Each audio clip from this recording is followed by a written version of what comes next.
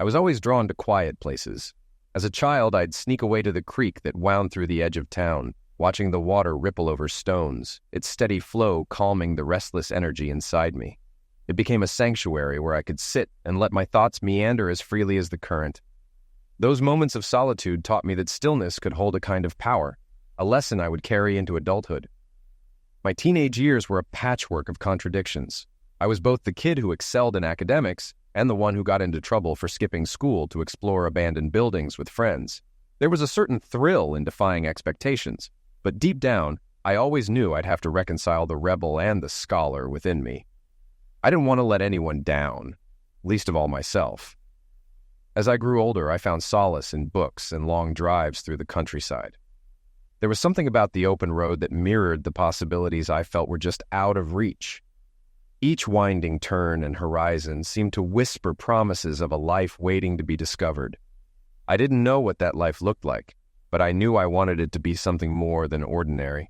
My thoughts often wandered to the meaning of purpose.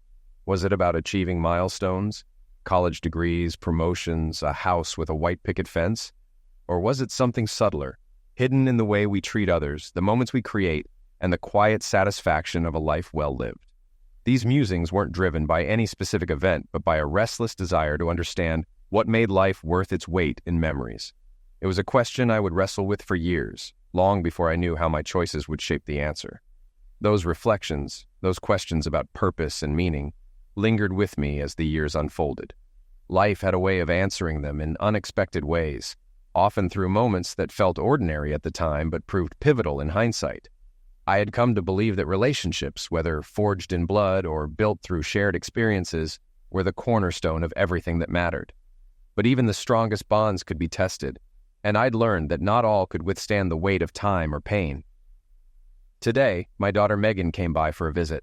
It was an uneasy and strained encounter, one that left both of us walking away with heavy hearts. Her demeanor was kind and composed, but the years that had slipped by had erected barriers too tall for either of us to climb over in one meeting. She spoke her piece, her voice steady but filled with longing, yet she departed without receiving the response she had hoped for. Her desire was clear. She wanted to restore our bond. "I'll give it some thought," I told her.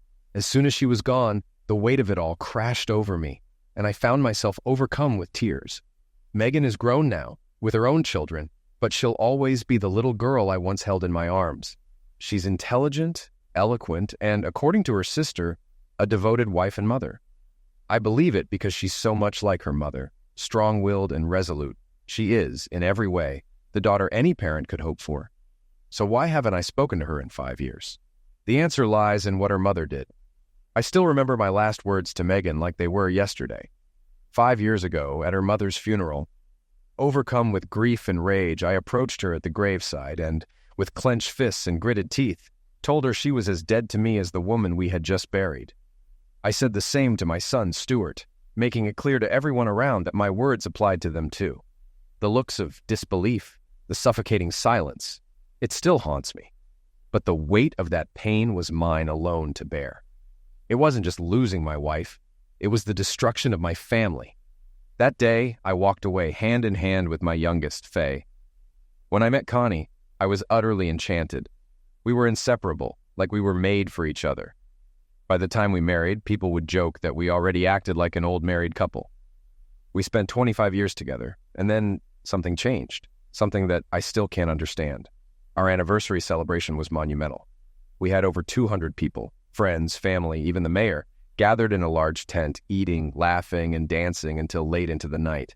When Connie and I renewed our vows, I doubt anyone had a dry eye. Neither of us did. But in that moment, I saw nothing but Connie. I didn't notice our kids standing with us at the altar, or the family members seated in the front row.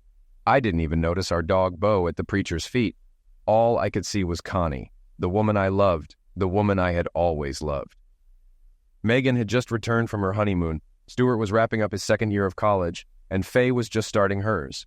Having the whole family together again felt perfect. A few days after the celebration, things seemed to fall back into place. I was out returning some rental equipment when I accidentally bumped into a brand new Lexus. The officer who responded, Greg, was a kid I used to watch play baseball with Stuart. Now, he was all grown up, confident, mature, and sure of himself. We exchanged a few words until he casually mentioned something that stuck with me. Sorry I missed your anniversary, he said. My parents said it was a great time. I shook his hand, remembering the boy who had always been thrown out trying to steal second base. Tell Mrs. Jenkins to stop next time, he added with a grin. Next time I might not be so lenient. I was confused. Greg hesitated, realizing he might have said too much. Sorry, he said. I didn't mean to spill anything. I brushed it off. It's fine. Connie doesn't always tell me about tickets. She thinks I'd take her license away, I joked. But I let her think I might. Gives me a chance to tease her. Greg nodded. Yeah, well, a couple of weeks ago she ran a stop sign at the Holiday Inn. I didn't ticket her, but I did tell her to slow down. I frowned. That was on Saturday, the 31st? Yeah. That was the day I'd spent with my father, trying to convince him to move into a nursing home. Connie had told me she was at home reading. I convinced myself it was a mistake. Maybe Greg had gotten the date wrong. Connie wouldn't lie to me. A month later, my sister called. She'd found my dad on the kitchen floor after a fall. I decided to spend the day with him, hoping to persuade him again to move. Stuart and Faye agreed to come along, but Connie was looking forward to a quiet day with her book. On the drive to my dad's house, Stuart talked about a girl he'd met at college, and Faye insisted that she wasn't interested in boys yet. I ended up telling them the story of how their mother and I had met. When we arrived, Dad was in good spirits. The kids spent time with him, and we all enjoyed breakfast. But by noon, he was napping in his chair. I'm going to take down that dead tree out back, I said. You two stay with Grandpa. I drove home, but on a whim, I took a detour. I turned into the Holiday Inn parking lot, and there it was, Connie's car. I told myself it was a coincidence, but there was only one silver Camry with that custom license plate. Con woman. I called the house but got no answer, so I dialed her cell. She answered cheerfully. Hey, how's it going? For the first time, I lied. Just picking up some groceries for Dad. Where are you? Oh, I finished my book and then went shopping. You don't mind, do you? I hesitated.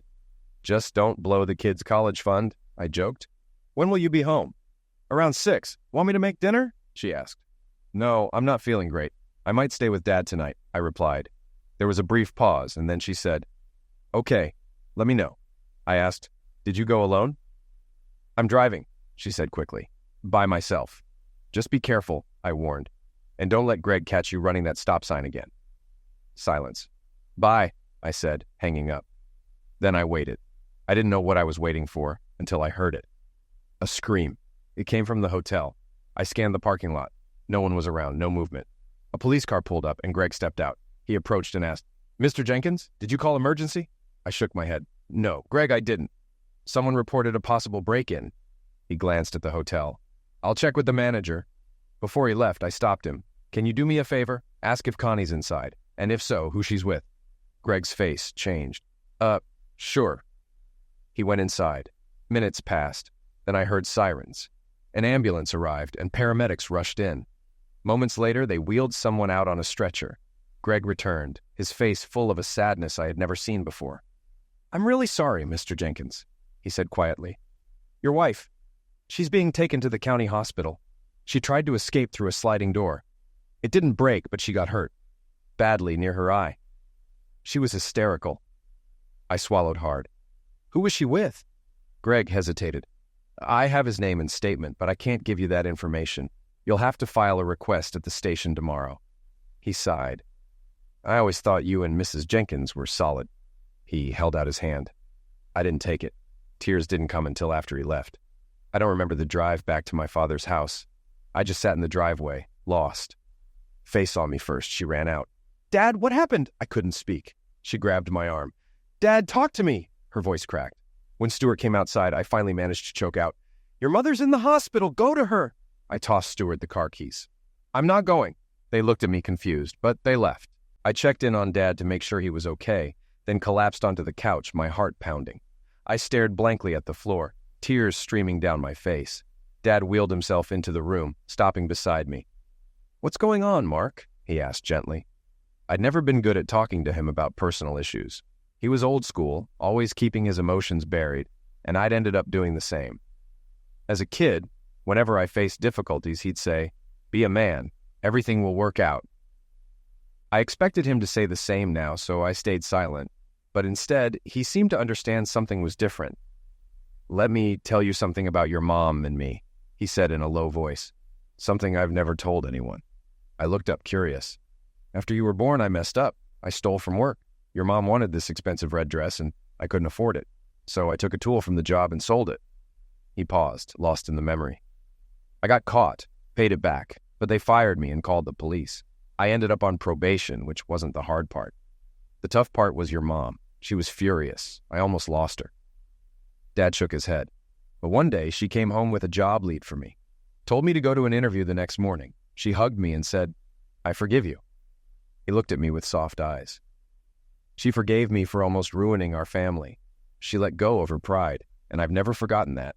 From that moment on, I did everything I could to be the man she could be proud of. He placed his cold, firm hand on mine. "Mark, I don't know what's happened here, but maybe you need forgiveness, or maybe you need to forgive. Either way, you'll figure it out. I believe in you. I'm proud of the man you've become." He bowed his head, offering a quiet prayer, then wheeled himself out of the room. I stayed on the couch, the phone ringing repeatedly that night. But I couldn't pick up. I just lay there, listening to the sounds of crickets outside. Time dragging by. The next morning, I made breakfast for Dad, then stepped outside, hoping the fresh air would help clear my head. I hopped on the old moped and drove aimlessly. Around noon, I felt a gentle hand on my shoulder. "Dad, are you all right?" It was Faye. She sat next to me and wrapped her arms around my neck the way she used to when she was little. We sat there, both silently crying. After a while, Faye spoke. "Mom's going to be okay physically. She has a concussion, stitches, a broken nose, and bruises. But emotionally, she's falling apart. The doctor's giving her something to calm down, but she wakes up screaming your name." I shut my eyes, trying to block out her words. "She told us what happened. I won't say it again, but Dad, I was so angry with her. I told her I hated her." I snapped. "Never say that. Your mom loves you. She made a terrible mistake, but that doesn't mean we stop loving her." Faye was quiet for a moment, then said, "She cheated on you, Dad. She lied to all of us. Does she still deserve our love?" I took a deep breath, my thoughts in chaos. "She's your mother, Faye. What she did doesn't change that. But what about you?" she pressed. "Do you still love her?" I didn't have an answer. My mind was a whirlwind. "I don't know," I admitted. "I need time. I'm still in shock. I don't even know what I'm supposed to do right now." Faye hugged me tight. "I'm here for you no matter what. You don't have to go through this alone. I love you." We cried together, sitting in silence as we watched a hummingbird flutter between the hollyhocks. I spent the rest of the weekend with Dad, avoiding Connie's calls. I wasn't ready to face her, to hear her voice. On Monday, I called into work and took a few days off.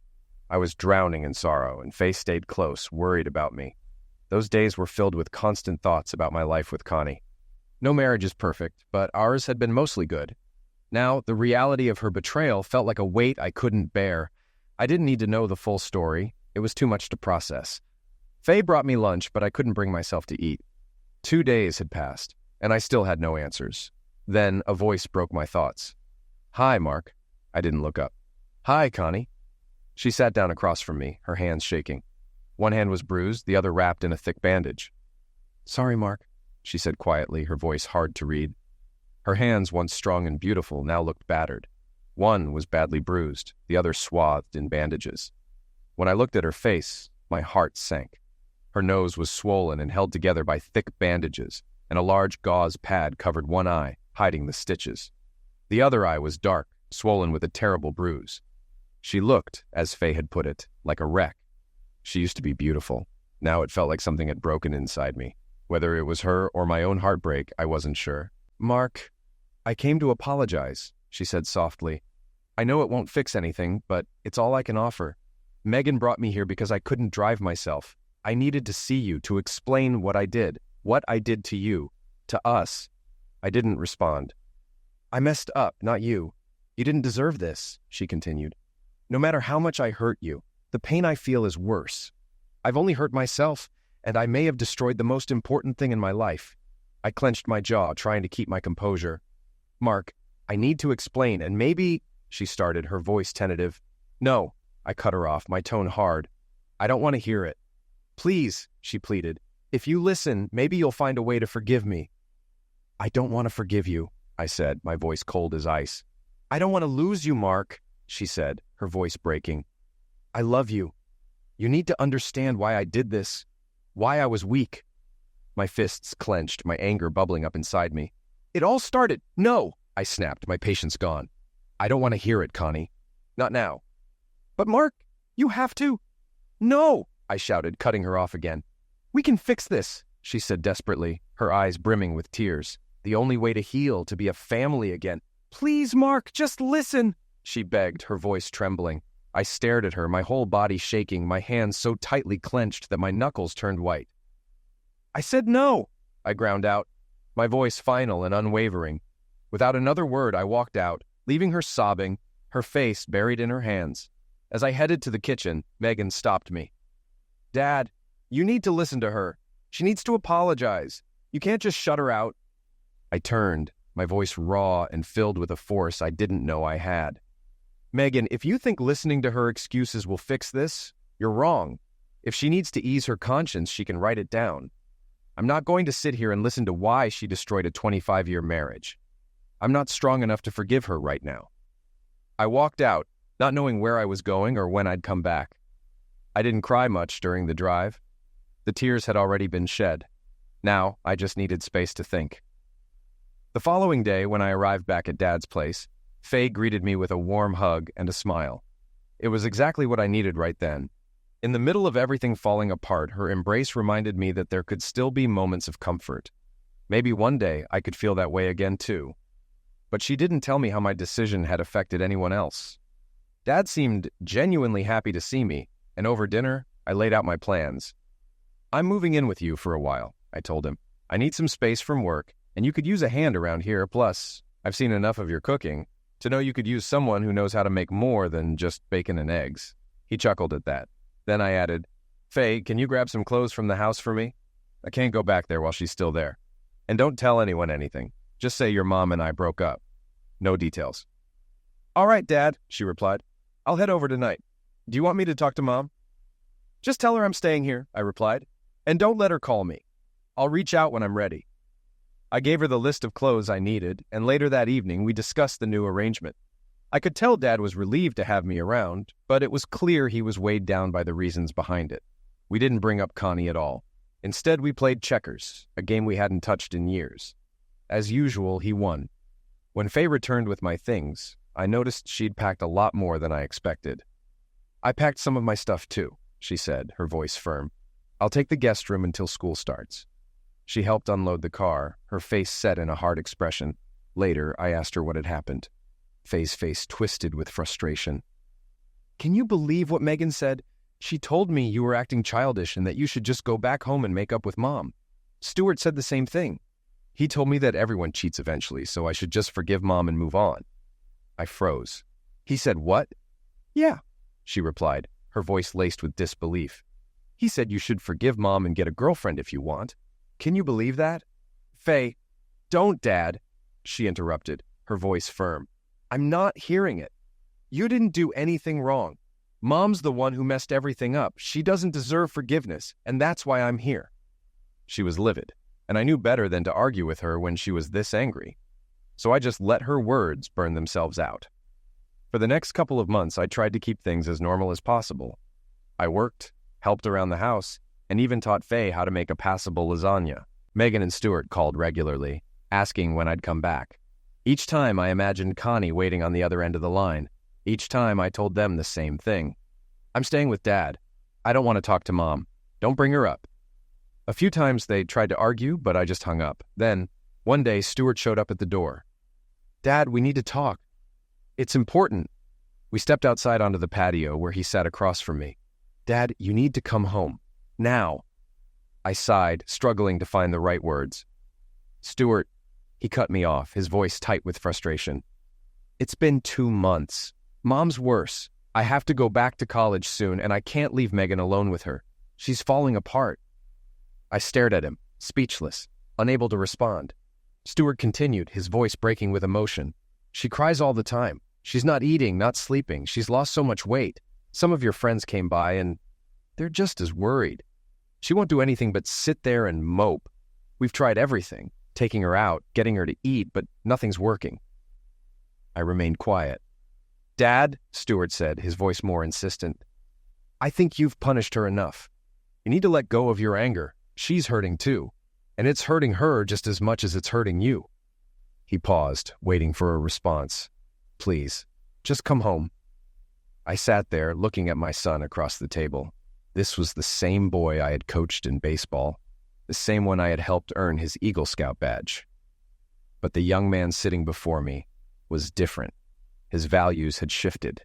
He no longer seemed to share the same sense of right and wrong that I had tried to instill in him. He was willing to excuse his mother's actions, even though they tore apart everything we'd built as a family. I had always taught my kids that integrity mattered, that promises weren't to be broken. I had done my best to lead by example, but now, seeing him in front of me, I could tell something had snapped in Stuart.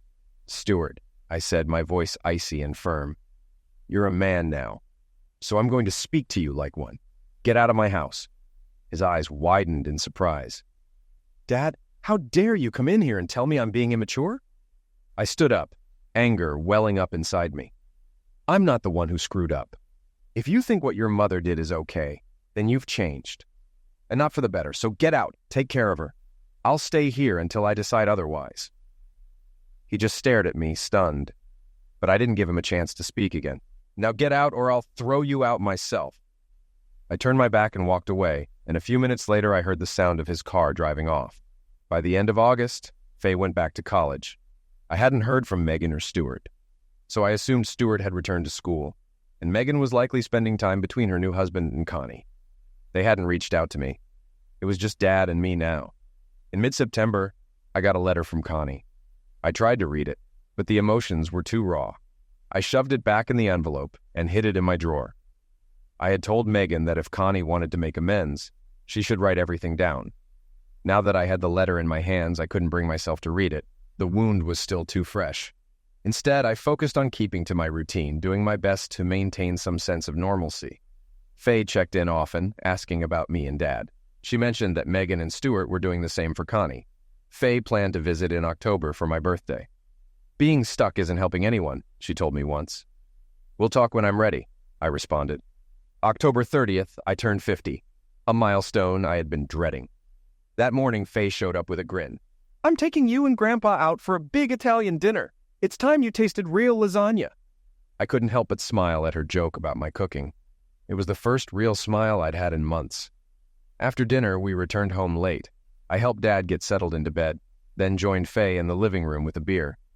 "So, Dad," she said, blunt as always, "can you finally tell me what you've decided?" I let out a long sigh. "I've decided that I don't have all the answers. I don't fully understand why she did what she did, and I realize that refusing to talk to her isn't going to change anything." I read her letter. "I'm not sure I believe it all, but maybe some of it's true. I just don't know how someone could be that careless." Faye listened intently, her eyes never leaving me. "And I realize now that reconciliation is probably out of reach," I continued. "But I'm going to sit down with her. Maybe we'll find some understanding. Maybe not. But she deserves to explain herself, and I need her to know how I feel." I paused, running a hand through my hair. "If, after all that, I still can't believe her, then I'll have no choice but to file for divorce. I can't keep living this way. I've been just as miserable as she is from what you've told me. So as difficult as it is, I'm going to see her and figure out where we stand." I exhaled deeply. "I'll call her tomorrow." Before I could say more, Faye's phone rang. She glanced at the screen. "It's Megan," she said. "I'll step outside." She left the room, disappearing into the chilly night. 5 minutes later, she returned, pale and wide-eyed, her expression filled with shock. She looked at me, then down at the floor, then at a photo on the mantel. Without saying a word, she collapsed into my arms, crying uncontrollably. I held her close, letting her sob, waiting for the storm to pass. Minutes later, she pulled away, wiping her tears. She looked me in the eyes, her voice barely a whisper. "Dad, Mom's dead." My stomach dropped at the words. "Megan found her tonight," she continued, her voice trembling. She took a bottle of sleeping pills." I couldn't breathe. "Megan didn't tell me anything else," Faye whispered. The world seemed to freeze. I heard her words, but my mind couldn't process them. N didn't register. Connie was dead. The woman I'd loved for 25 years. The mother of my children. The one who had betrayed me. Now I was preparing for her funeral. It felt impossible. When I was with the kids, I tried to appear composed, but they could tell I was barely holding it together. At night, I sat in the backyard staring at the old swing set, once filled with the laughter of Megan, Stuart, and Faye, with Connie chasing after them. I looked at the azaleas we planted together when we first moved in. I thought about the good times, the picnics, the nights under the stars. Just knowing she was in my life had always made me feel safe. Now I felt cold, alone, and the unresolved emotions gnawed at me. The biggest question that haunted me was how much responsibility I had for Connie's end. I hadn't given her the pills, I hadn't forced them on her, but I had contributed to the pain that led to it. I wanted her to hurt, just as I had. I had loved her so much, and she had done the one thing that could destroy me. Maybe she had felt the same pain, and it became too much for her to live with. I never wanted her to die. I just wanted her to feel what I felt. Maybe she did, and couldn't live with herself, but I would never know for sure. All I knew was that she had destroyed our marriage, and I had done the same to hers. We were both wrong. Lord, have mercy on our souls. Tomorrow was Connie's funeral. It would be the last time I saw her, and I had to hold it together. I couldn't break down in front of everyone, family, friends. I had to say goodbye without falling apart. The front door slammed, and I heard a car peel away. I turned, startled, as Megan walked toward me. "Dad, are you okay?" she asked softly, sitting across from me on the chaise. "No, I'm not okay." We sat in silence, the only sound the rustling of leaves in the wind. Megan looked at me, her expression unreadable. This wouldn't have happened if you'd just come home and forgiven her. I was stunned. "What?" "She made a mistake," Megan continued. "You've made mistakes too. She forgave you. She said she couldn't live without you. Your pride eliminated her." I froze. My daughter was blaming me for her mother's end. I had done nothing wrong. I didn't have the affair. I wasn't the one lying to friends and family for months. I didn't start taking sleeping pills to escape the guilt. Megan exhaled and looked away. "Dad, tomorrow's going to be tough. After the funeral, people will be coming back here. You don't have to do anything. Stuart and Mom's friends will handle things. You don't need to be here if you don't want to." I knew what she was implying. She didn't want me at the funeral. Was I too broken to understand, or was something else going on? I didn't know, but I wasn't about to argue with her tonight. Without another word, I walked inside. The next morning, I dressed in a suit, gathered my things from the living room, and made my way upstairs. The kids were already ready. Dad looked worn out. Faye straightened my tie, just like her mother used to do. I kissed her forehead, took her hand, and we left for the funeral. The ride was silent. Faye kept her head down, not speaking, not looking at me. When we arrived, the foyer was crowded with friends and family. They parted as we walked through. Everyone's eyes were on me, but there was no sympathy, only disdain. Most people wouldn't meet my gaze. I nodded at an old friend, but he turned away. My boss shook my hand and offered condolences, but his eyes told me everything. Cold judgment. His circle mirrored his look. They all thought the same. The kids received sympathy, but no one seemed to care for me. Faye led me to the casket. We knelt, paying our respects, but the whispers never stopped. "Heartless fool," left her. "He caused this." "Hypocrite." Faye squeezed my hand. She had heard it too. The preacher spoke, offering comforting words, and one of Connie's oldest friends sang a hymn, a song Connie had loved. When it finished, she shook hands with Megan and Stuart, but passed right by Faye and me. Then the preacher opened the floor for anyone who wanted to speak. Several friends stepped up. Megan was the last. She talked about forgiveness, about how Jesus forgave even those who nailed him to the cross, how we should do the same. I sat there listening, and suddenly it hit me. They had made me the villain. At the gravesite, the wind bit at us. The preacher said his final words, and we all stood in silence. Afterward, he handed us each a red rose to place on the casket.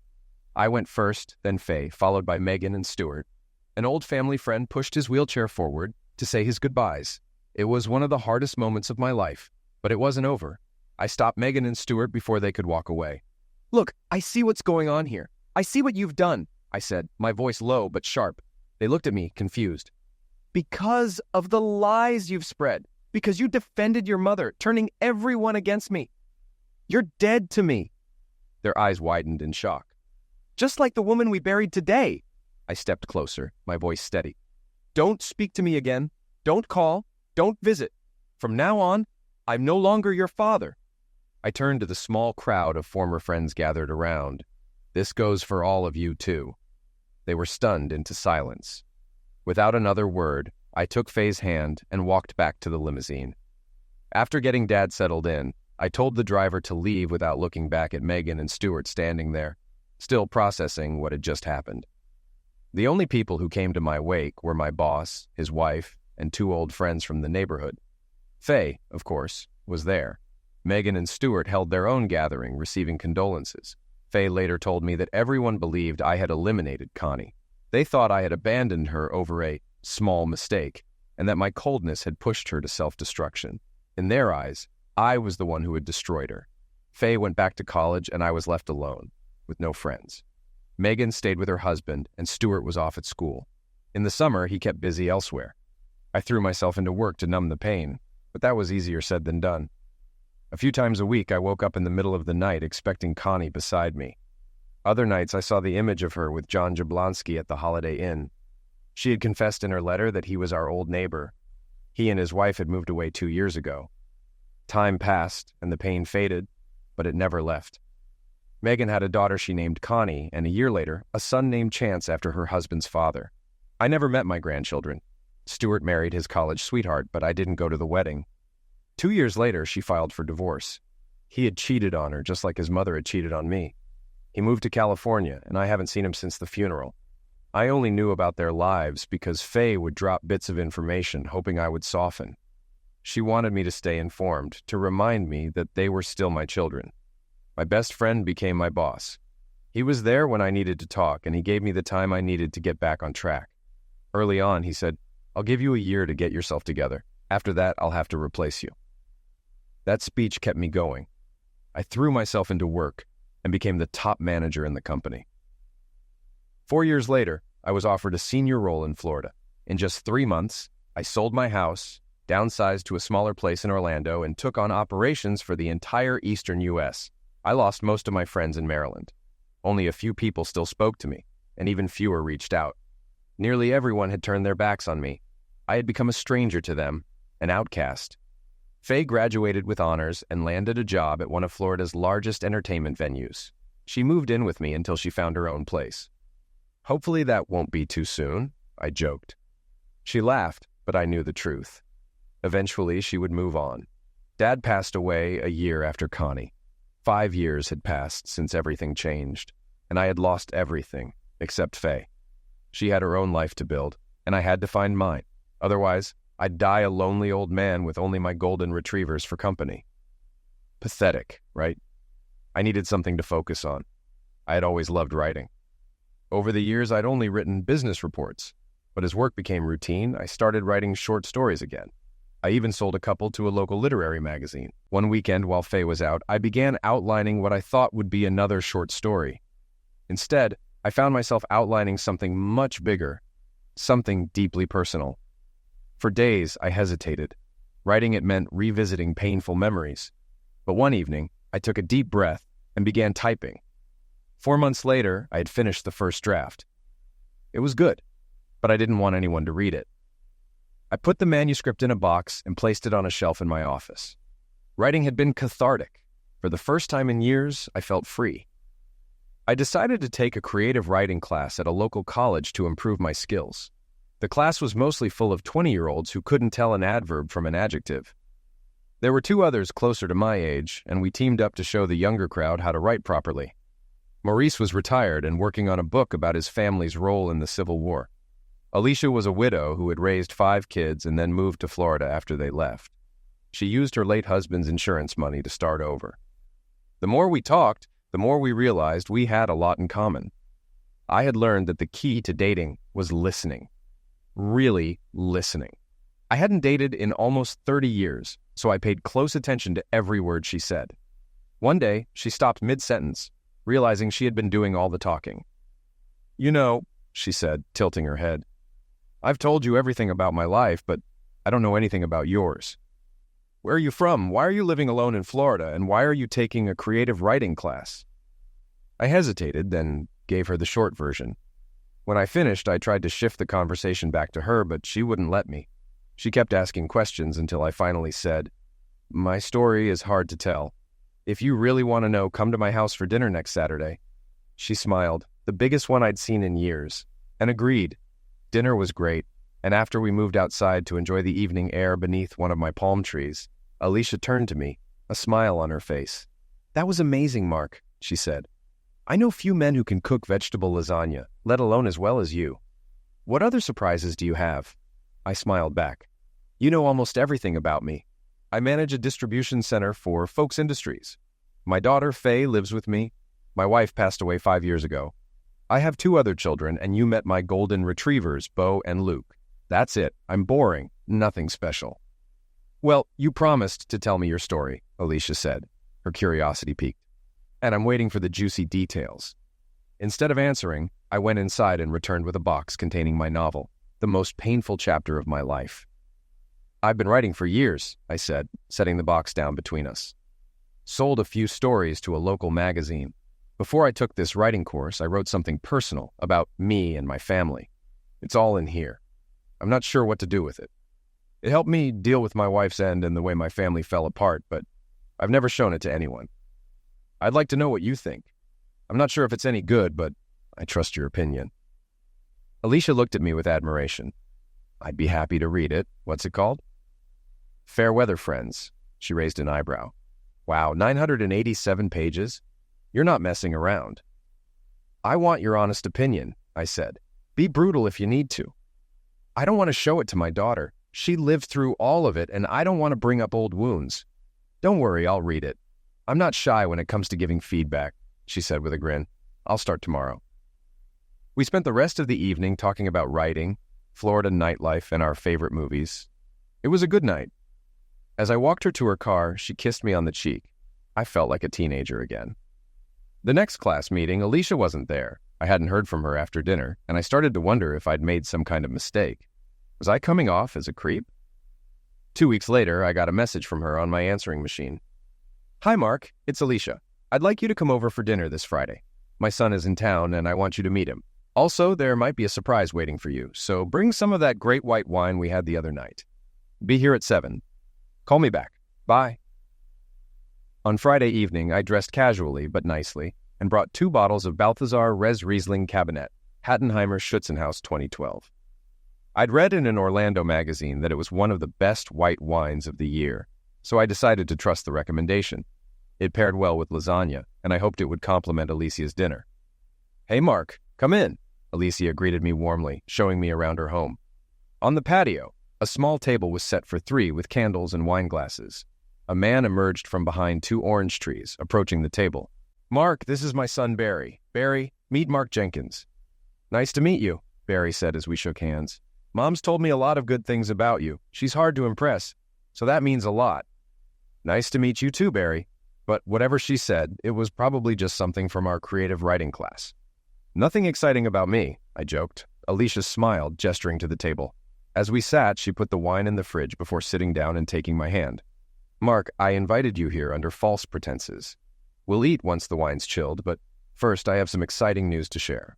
I think you'll be surprised, hopefully a good surprise." I was curious, but also nervous.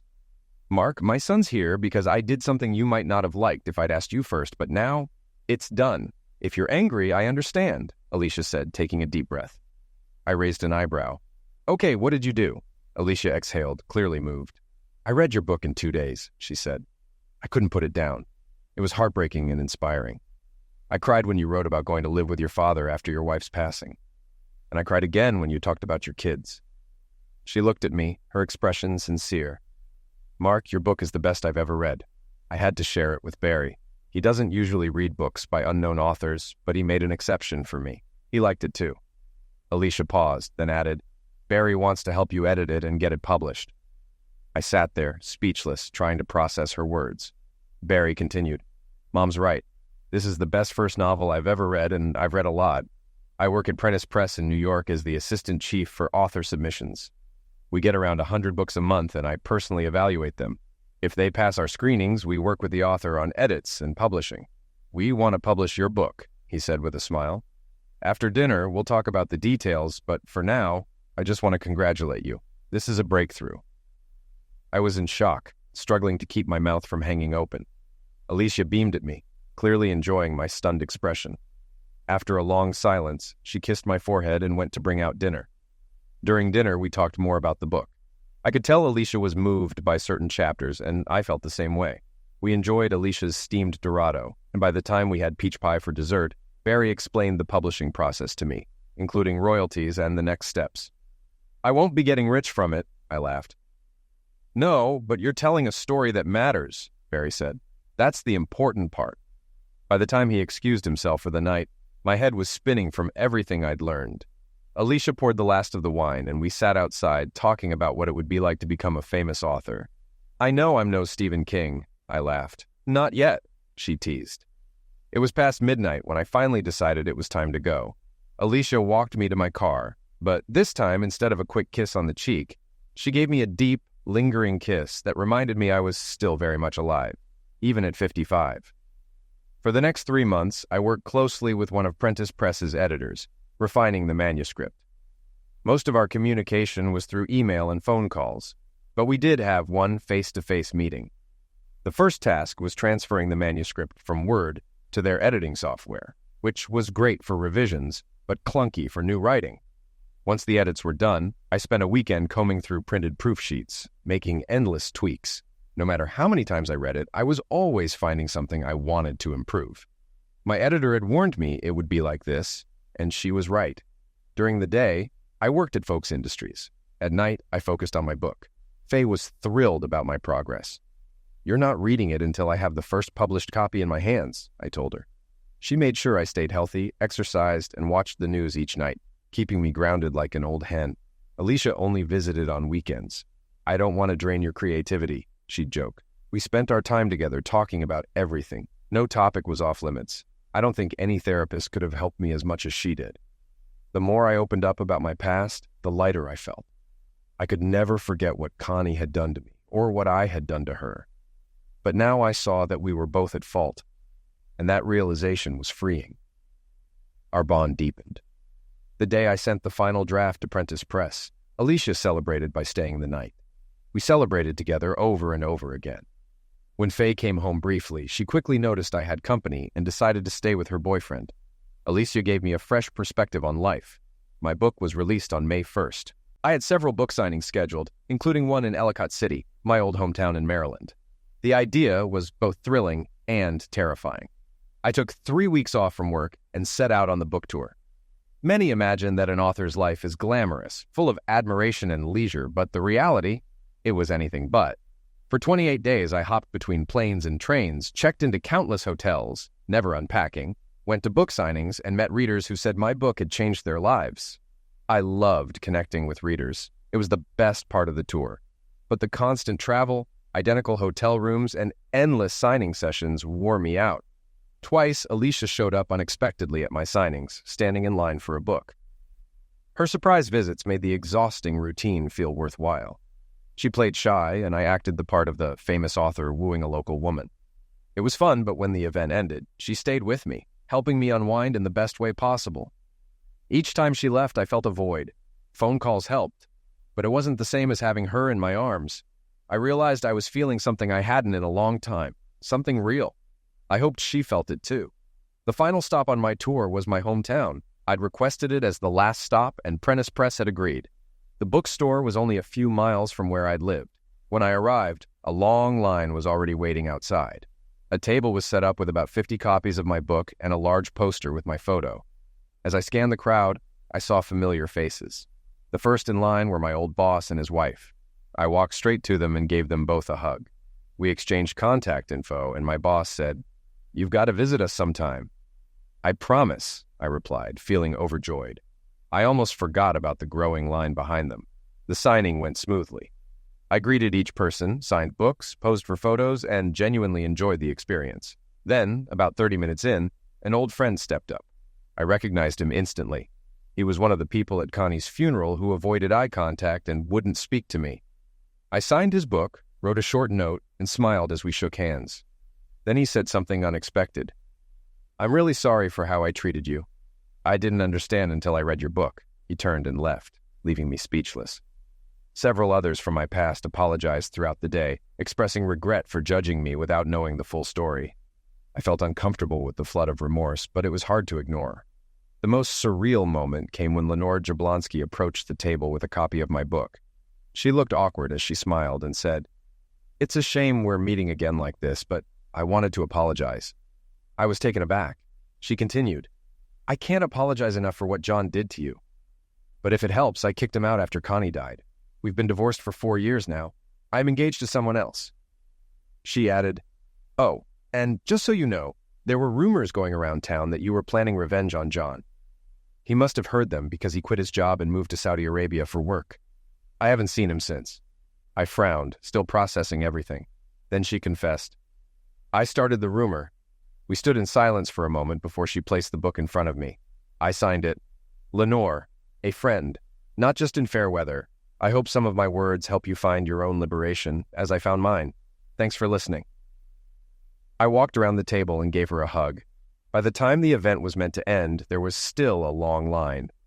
I looked up and saw Megan standing by the bookshelves, staring at me without approaching. She seemed lost. When I looked up again, she was gone. Faye was the last in line. After our hug, we walked to my car and chatted about everything and nothing. As we drove to the hotel, she brought up Alicia. "I like her," Faye said, eyeing me closely. "I hope you do too." I hesitated before admitting, "I think I'm in love with her." Without warning, Faye hugged me and started crying. Just then, a police car pulled up. The officer stepped out and knocked on the window. It was Sergeant Greg. We laughed and caught up like old friends. I told him about the book and my return to town. "I haven't read it yet," Greg admitted. I handed him a copy and signed it. To Greg, "You changed my life. No hard feelings. Someone had to do it."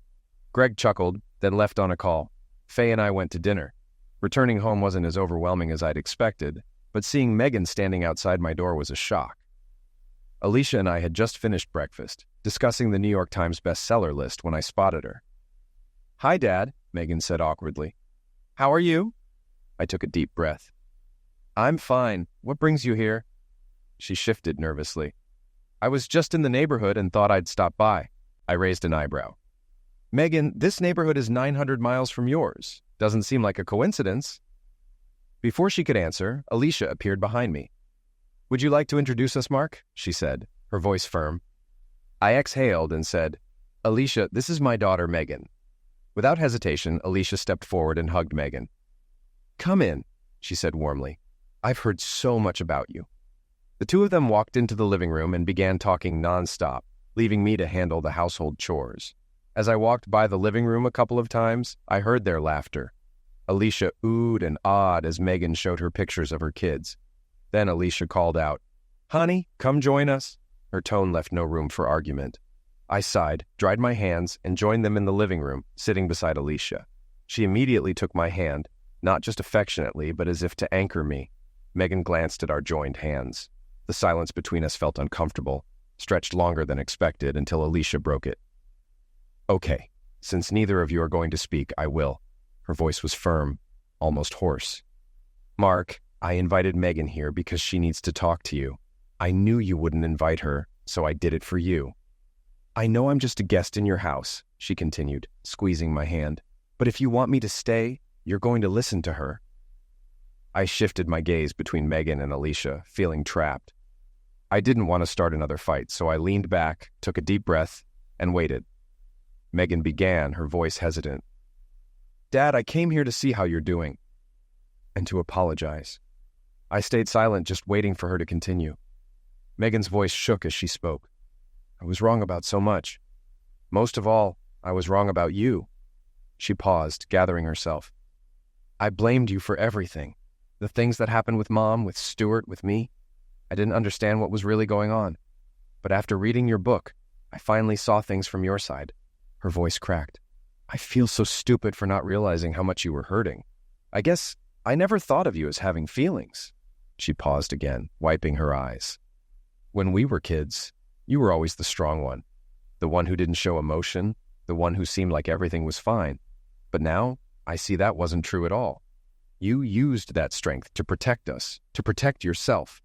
Mom broke through that, and she hurt you more than I could have imagined." Megan took a shaky breath, trying to steady herself. "I thought if you just forgave her, if you came back, everything would go back to normal." I didn't see that you were being strong in your own way. Strong enough to walk away from someone you loved for over 25 years because it was the only way to protect us." She looked at me, eyes brimming with tears. "Dad, I'm sorry. I'm sorry I didn't see it sooner. I abandoned you. I blamed you.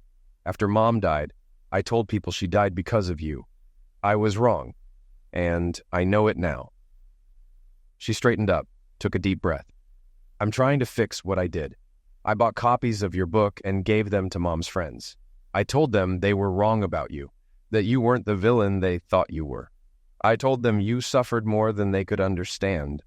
Megan wiped a tear. "I saw you at your book signing. I wanted to come up and hug you, but I didn't have the courage. I was too ashamed." She paused, fighting back more tears. "I'm here to say I'm sorry and to ask if you'll be part of my life again.